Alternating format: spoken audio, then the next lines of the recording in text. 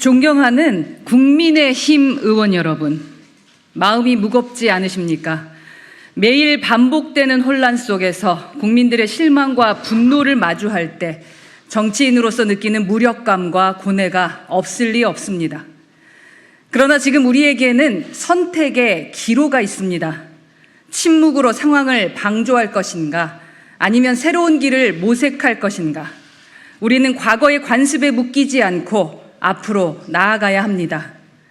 여러분은 더 나은 정치, 더 나은 미래를 만들고 싶은 열망을 가지고 있을 것입니다. 개혁신당은 바로 그 용기를 기다리고 있습니다. 오늘의 상황은 국민의힘 안에서도 많은 분들이 답답함을 느끼고 있을 것입니다. 의인 10명이 없어서 멸망한 소돔과 고모라처럼 지금의 국민의힘에는 의인 한 명도 보이지 않습니다. 그러나 여러분의 가슴 속에는 정의와 책임감을 지닌 한 사람의 용기가 숨어 있을 것이라 믿습니다. 그 용기를 지금 꺼내십시오. 변화는 언제나 작은 용기에서 시작됩니다. 하지만 이제는 침묵과 방관의 시간은 끝났습니다. 대통령이 국회 개원식에 이어 시정연설마저 총리에게 맡겼습니다. 이는 국민에 대한 무례이자 대통령으로서의 책무를 포기한 선언입니다. 국민은 더 이상 이런 무책임한 태도를 용납하지 않을 것입니다. 오늘 개혁신당은 다음의 요구를 분명히 합니다. 첫째, 내각 총사퇴를 촉구합니다. 현재 내각은 대통령의 방패막이 역할에 그치고 있습니다. 이는 국민의 신뢰를 배신하는 행위입니다. 내각이 전면 사퇴하여 국정 쇄신의 단호한 의지를 보이십시오. 둘째, 대통령은 직접 사과해야 합니다. 대통령은 숨지 말고 진실을 국민 앞에서 밝혀야 합니다. 더 이상 대변인이나 관계자를 통한 해명으로 국민의 인내심을 시험하지 마십시오. 셋째, 김건희 여사 특검을 즉각 실시하십시오. 김 여사의 대외 활동 중단은 문제를 해결하지 못합니다. 국민은 진실을 원합니다. 김건희 여사는 수사를 받고 법적 심판을 받아야 합니다. 넷째, 임기 단축 개헌을 제언합니다. 대통령의 임기는 더 이상 국정 운영의 동력을 제공하지 못하고 있습니다.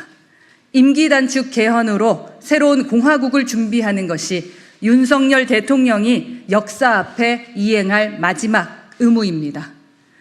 이것은 최후의 경고입니다.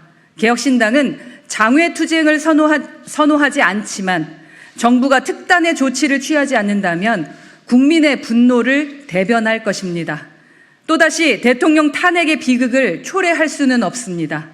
11월은 민심의 마지막 한계입니다. 내각 총사퇴, 대통령 사과, 김건희 특검, 임기 단축 개헌은 국민이 요구하는 최소한의 조건입니다. 윤석열 대통령의 결단을 기다리겠습니다.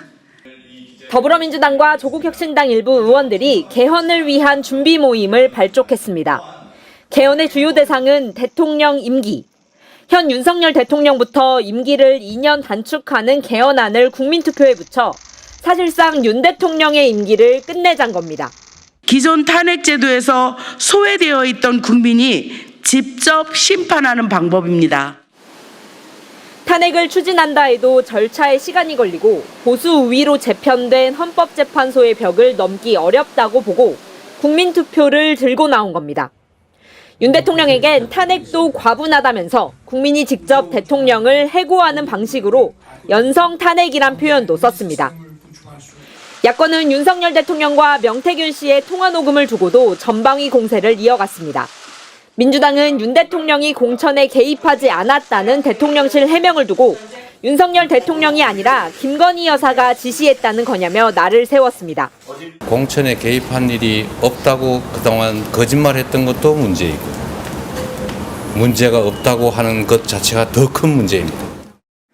왜 아무런 공적 지위와 권한이 없는 사람과 당 공천 얘기를 나눴느냐, 명 씨에게 큰 신세라도 졌느냐. 통화 속 윤 대통령의 발언은 명백한 공천 개입 정황이라며 윤 대통령이 직접 해명하라고 요구했습니다. 법률적 지식이 없는 그런 국민들의 생각이 잘못됐다라는 겁니까? 그러면 명태균 씨가 공천에 개입해도 된다는 얘기입니까? 민주당은 주말인 내일 서울 도심에서 대규모 장외 집회를 진행합니다. 연이어 터진 김건희 여사 의혹, 또 윤 대통령 육성 공개의 기세를 몰아 김 여사 특검법 추진을 위한 여론을 최고조로 끌어올린다는 계획입니다. MBC 뉴스 신수아입니다.